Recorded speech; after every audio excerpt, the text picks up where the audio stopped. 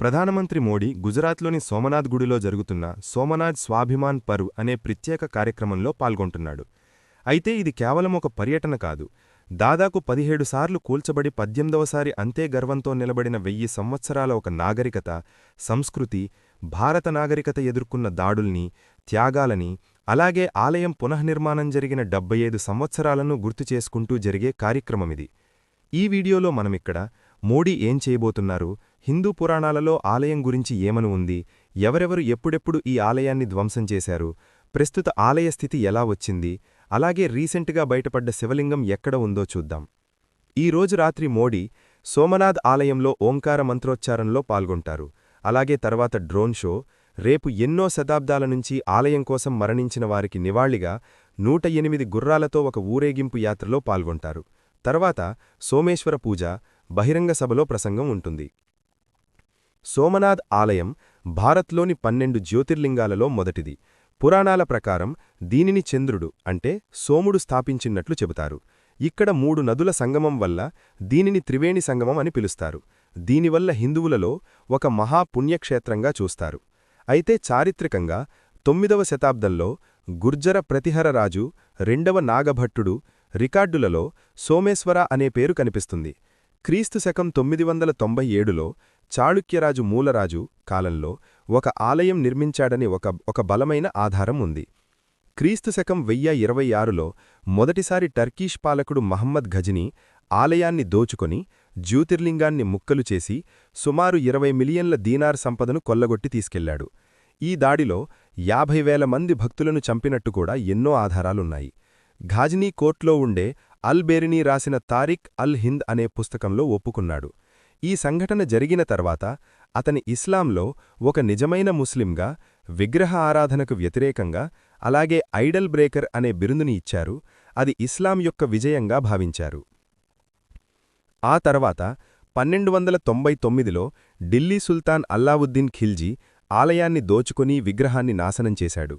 1395లో గుజరాత్ గవర్నర్గా ఉన్న జాఫర్ ఖాన్, 1551లో గుజరాత్ సుల్తాన్ మహమ్మద్ బేగ్దా, 1665లో మొఘల్ చక్రవర్తి ఔరంగజేబ్ సోమనాథ్ ఆలయం కాకుండా గుజరాత్లోని మిగిలిన ఆలయాలను కూడా ధ్వంసం చేశాడు. ప్రతి దాడి తర్వాత ప్రజలు, పాలకులు ఆలయాన్ని పునఃనిర్మించారు. ఘజ్నీ ధ్వంసం తర్వాత 1169లో కుమారపాలుడు పాత చెక్క ఆలయ స్థానంలో రాతి ఆలయంతో రత్నాలతో నిర్మించాడు. 1308లో మహీపాలుడు, 1783లో మహారాణి అహల్యాబాయ్ హోల్కర్ పాత ఆలయానికి దగ్గర్లోనే మరోచోట మరో ఆలయాన్ని నిర్మించారు. తర్వాత బ్రిటిష్ కాలం వచ్చింది. స్వతంత్రం తర్వాత 1947న అప్పటి ఉప ప్రధానమంత్రి, హోంమంత్రి సర్దార్ వల్లభాయ్ పటేల్ శిథిలమైన ఆలయాన్ని చూసి చలనించిపోయి అక్కడే దాని పునఃనిర్మాణంకి ప్రతిజ్ఞ చేశారు. అయితే ఈ నిర్మాణం గురించి గాంధీ, నెహ్రూల ఆలోచనలు వేరుగా ఉన్నాయి.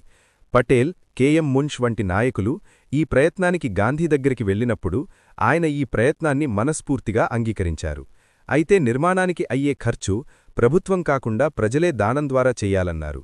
అయితే నెహ్రూ, భారతదేశం ఒక సెక్యులర్ దేశం కాబట్టి ఇలాంటి విషయాల్లో ప్రభుత్వం కలా చేసుకోవద్దనుకున్నారు. అయితే పటేల్, మున్ష్లు దీని ఒక మతపరమైన కట్టడం కాకుండా దేశ నాగరికత, జాతీయ సంస్కృతిక పునరుద్ధరణగా దీనిని వారు దేశ గౌరవంగా భావించి చాళుక్యుల శైలిలో గుడి నిర్మాణం మొదలుపెట్టారు. మే 11, 1951న నెహ్రూకి ఇష్టం లేకపోయినా ఒక సాధారణ భక్తుడు అని చెప్పుకొని భారత మొదటి రాష్ట్రపతి డాక్టర్ రాజేంద్ర ప్రసాద్ జ్యోతిర్లింగ ప్రతిష్ఠాపన చేశారు.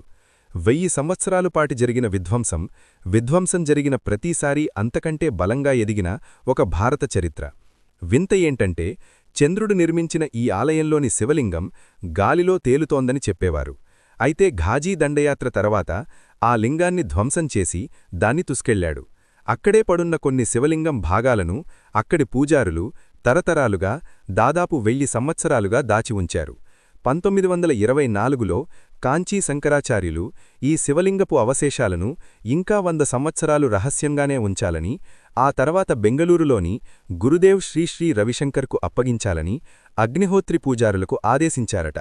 2025 జనవరిలో సీతారామన్ శాస్త్రి అనే చివరి సంరక్షకుడు ఆ శివలింగపు ముక్కలను బెంగళూరులోని గురుదేవుకు అప్పగించారని, అవి 2025లో బెంగళూరులోని ఆర్ట్ ఆఫ్ లివింగ్ మ్యూజియంలో ఉంచారు.